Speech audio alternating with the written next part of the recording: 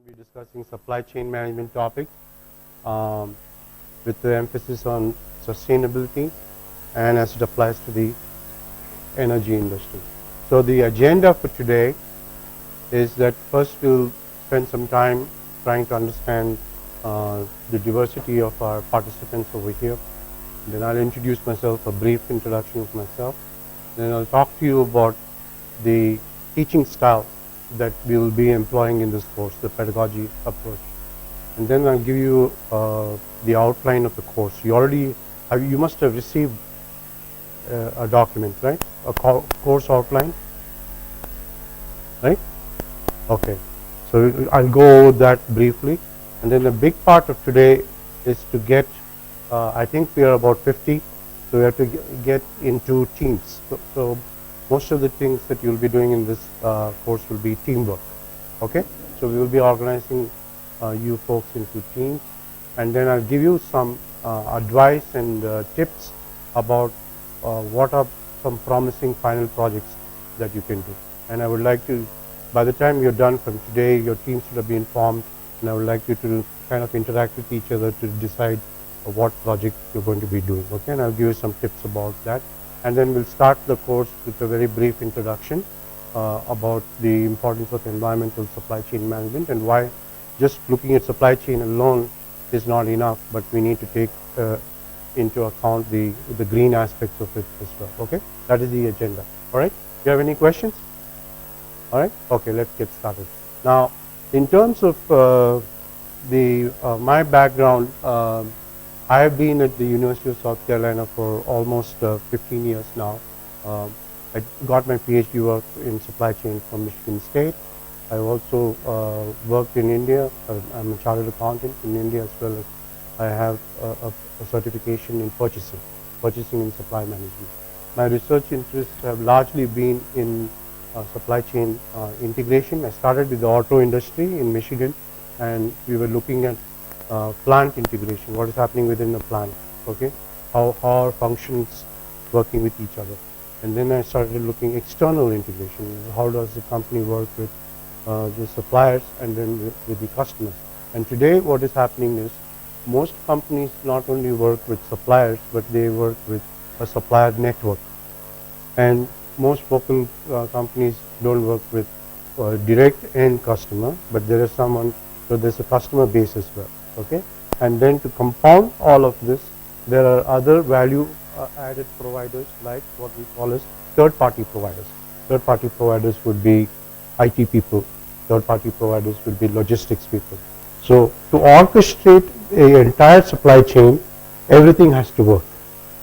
Okay, now I have given you a case which is very domestic in orientation in India. Just imagine if this is taken to a global arena, anything which could go wrong could go wrong. For example, because China and India are largely the global manufacturing capitals of the world, you can't think of a product where or an input or a part where there isn't a Chinese stamp or there isn't a stamp from India, right? So how we work with Chinese suppliers and the supply base is very critical. Please come in. And the same thing is true the other way around too, that China is also a huge market, right? And so we are trying to sell our products and services too, okay? So there's a lot of excitement going on in that.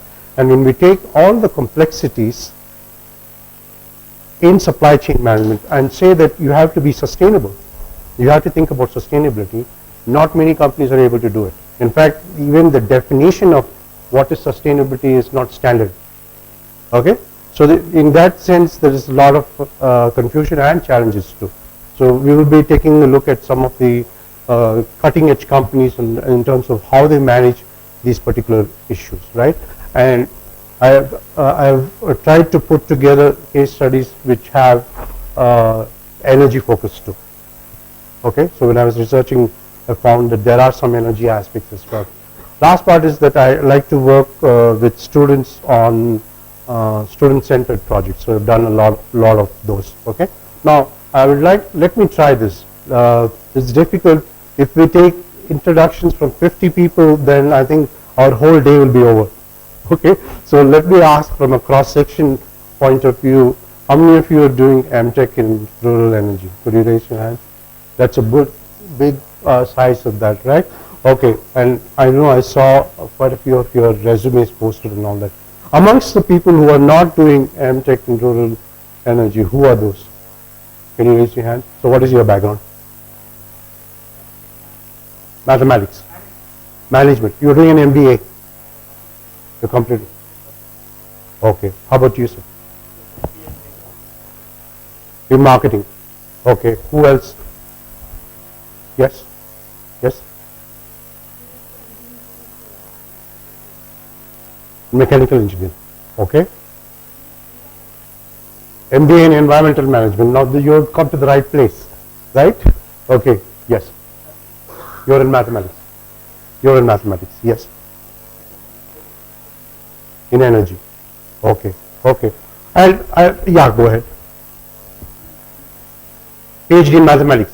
Oh wow. Yes. Inventory control. Okay. So there are some OR applications, people with background in OR applications and so on, right? So as you can see, we have a core energy group, and then we have other people who can kind of enlighten their knowledge through that interdisciplinary stuff, right? So over the break, in the afternoon session, I'm going to get you to talk to each other and decide on how your project team composition is going to go. So that's one big part of what we need to do today. We have to make that happen. Okay. So, and I don't think any particular project team is inherently good or bad. So you can tap into. It's okay if you want to work with your friends, or if maybe coordination is an issue. Somebody's somewhere else. Well, you're all going to be here. So you're commuting. People, are you commuting or all staying in campus? In hostels, right? So you're all in one place, so there's no excuse for not being able to interact, okay? All right, let me tell you about the pedagogical approach. The pedagogical approach I'm going to use in this course, as you can tell, is very interactive. I'm not going to do all the talking. I'm going to be asking you questions. I'm going to ask you to respond to questions, which means this is very critical that you need to do the reading. I made sure that there were no, I could have put articles, cases, textbooks and all that, but in this 10-day format it's not possible. I made sure that each day we only discuss one case. It's not too hard to read one case. Am I right? Right? And there might be some homework assigned to it, which might involve some online assignment or something. Maybe a small spreadsheet thing. Okay? So that is very important. I can very quickly tell who has not read the case, because I will be asking questions about the case, right? So it will be interactive and participative. Anything that you need by way of a resource will be put on the Google Group Drive, okay? And since this is a fairly intense course, I believe in the philosophy of building quality, not quantity, not covering 10 topics superficially. I want to cover 3 topics really well. Okay, that's my idea of building quality. And as I told you, all the things that you'll be doing in this class is teamwork. Okay, even when you read the case, I have passed on. It is on the drive already. So you all have access to the cases by now. Am I right? You got the link of how to access the cases, the Harvard cases. How many have not? How many of you have not received that? The cases. You have not received that? You should get, when you subscribe to that Gmail group one, Google group, you'll get a link where you have to download those cases. Okay? See Professor Kirbakwan before you go. If you have, so before today, all of you should know how to get the case and download the case. All right? Because we're starting tomorrow with the first case. Okay? Called Harvest. That's the case we'll be discussing tomorrow. Okay. So in the cases, I lead the case through questions. So you should be ready to respond to the assigned questions in the case. Okay. I will ask you things kind of related to the case as well. Okay. We will start off by asking questions whether you really read the case, some key facts, something about the company, something about the problem, something about the issue and all that. We'll take a quick inventory of the class to make sure everybody's on board. Okay? And then after that, we will go discussion question by discussion question and have debates. Okay? And you can give your comments. I would certainly give you my opinion on those questions as well. Okay? All right. Tool building is the key part of this course, which means that there is a project component to it. So the quicker you get into the teams, the better, and then you can start thinking about potential project ideas, which you can run by me and Professor Kirvakaran, and then we'll very quickly say, okay, this is worth doing. Okay, and once you have done that, you have 1 month to turn in a report about that. Okay, so I'll give you some ideas of what to do. It will involve definitely a use of a tool and a live context. You can go to, and I'll give you some ideas. It should be a project in an applied setting, okay, not a theoretical project.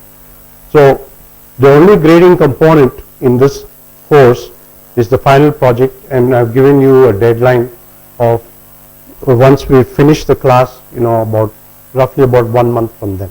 Okay, the deliverable is team deliverables. So I'm thinking we may end up with about 8 teams. So there will be 8 team reports. Each team gives a report. Okay. Very quick overview of the topics that we are covering over here.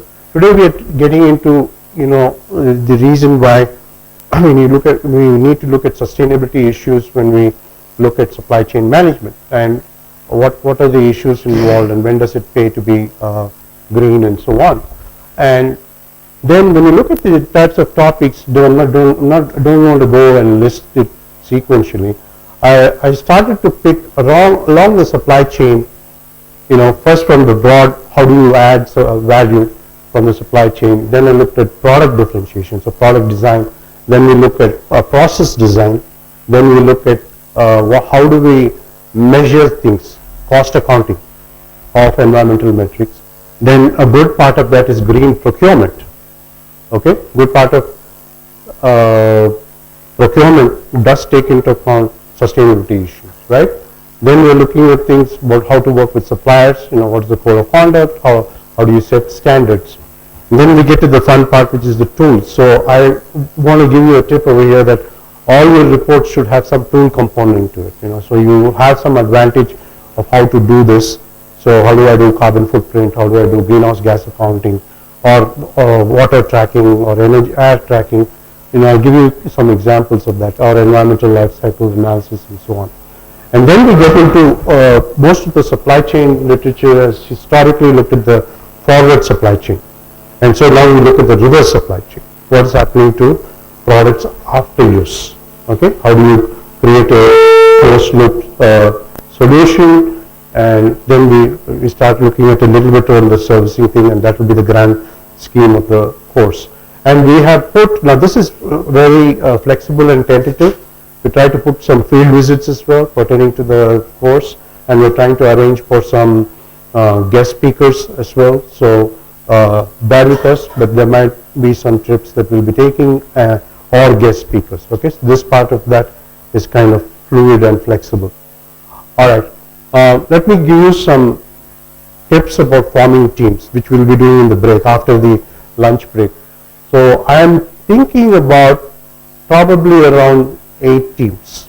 Okay, so that will be roughly 6 participants will be shot by 2, so 2 teams will have more than 6. Okay, we will add that. So I've already told you this, one deliverable for each team is the final project, and sometimes I might say, okay, now team 1 talk amongst each other and come up with a consensus view on this discussion question. Okay, so that is the interactive part. So I may put you into a challenging mode, and you would like to discuss a particular thorny issue in the case, and then you'll say, okay, this is what this team views. Another thing, how many of you here have work experience? Okay, only that many. All of you have work experience, right? Oh, yeah, you have work experience. So you have work experience. So okay, then let me ask you the opposite question. How many of you are students with no work experience? So that seems to be the majority over here. Okay, so maybe that's a hint for you folks that you may want to pair up with somebody who has work experience.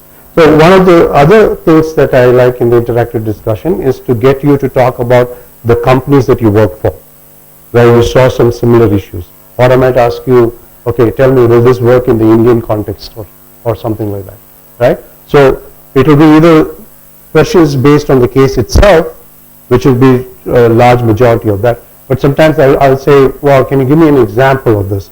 And you can give me an example either from your work experience or from your everyday reading. You guys read, right? Read a lot. Newspapers, scientific articles, right? Not just textbooks, right? Am I right? You do read, right? So you're familiar. At least you read the newspaper maybe, right? So you're aware of many of the news articles about what is happening. For example, even if you look around the campus, today I learned that the flooding in Chennai which happened was because of, the plastic bags were being thrown away, they clogged the waterways. I didn't know this, no newspaper article really talked about it. Or if they did, I didn't read about it. So, and they were talking about the dangers of plastic, and one of such things was a local event that every one of you are familiar with, which happened. That's an example of what I'm saying, okay? So you bring a current event and you say this is related to what you're saying over here or what the case is saying over here to show that these are not just theoretical things which are happening every day. We just need to, train ourselves to look for these things, right? Any questions? You're clear with me now? Okay? This is what I said, to share your ideas and all that, right? Okay, now let's talk about final project idea.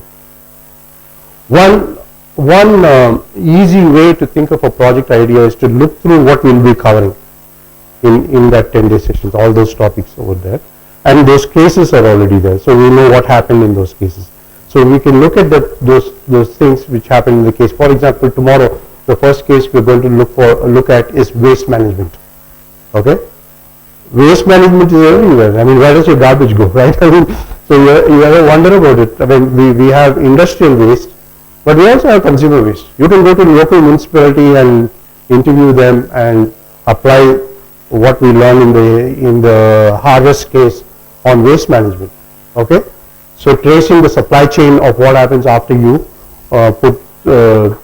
put your garbage out there. Okay, so this is one example I'm saying. Because we have constrained time, I would say you tap into local resources. I think I have some ideas on that also which I will share with you. Local resources, this institute itself will be fine, right? And I am told I'm beginning to understand some of the small sector industries around over here.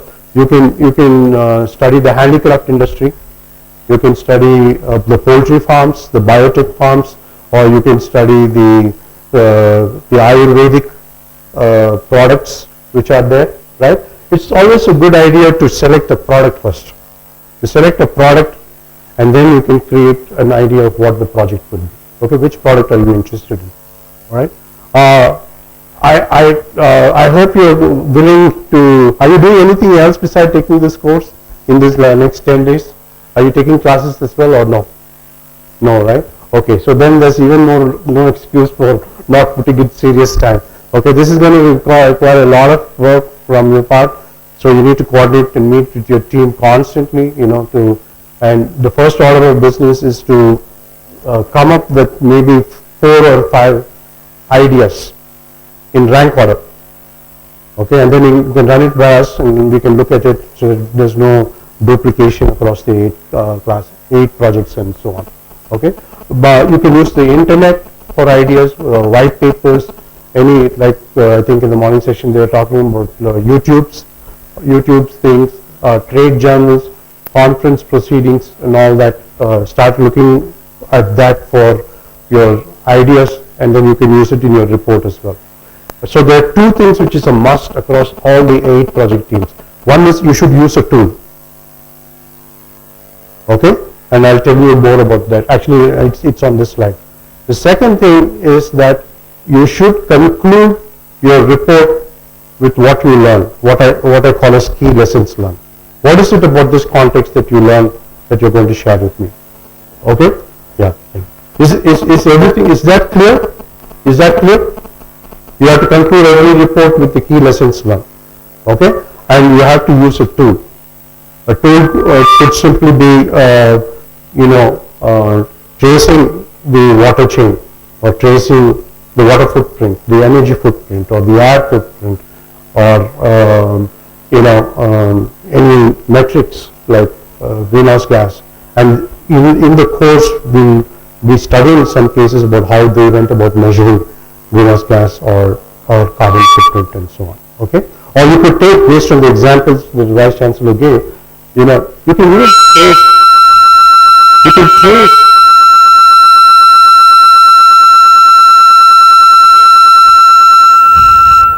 So this is only connected to the speaker. Yeah, to this. Okay, you can even trace the presence of a hazardous substance. If you find evidence of that, VOC, harmful chemicals, whatever that could be, but a tool is important. Okay, you need to have a tool. Oh, it might be blue.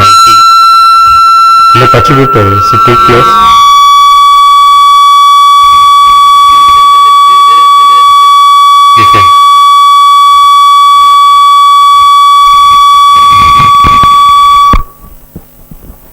Brought it down. Okay. Okay. Now this is important. If you are not able to get hard data, right, like objective data, right, then objective data will be like quality metrics, cost metrics, energy metrics, water metrics, or anything, or chemical tonnage. Those are hard data. Okay. Once you get hard data, you can plot graphs, you can see trends, you can do regression analysis, you can do lots of fun stuff with it, right? Then of course you can do a combination, but I'll get to that. Then this is called quantitative data. If you don't have quantitative data, then you can do qualitative data. The qualitative data, an example of that is interviews. You interview several respondents to understand how the process evolves.